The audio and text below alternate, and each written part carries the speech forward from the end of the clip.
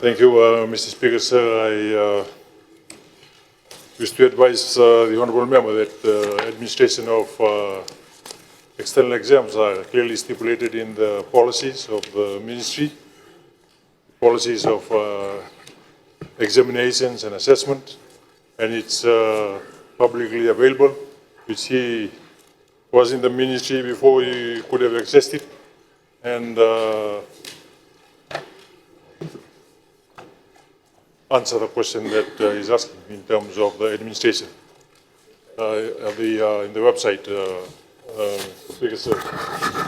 The policy clearly states the administration of examinations, external examinations, from 6.1, 6.2, it states the registration of examination, the index numbers, examination scripts, the examination details, subjects offered.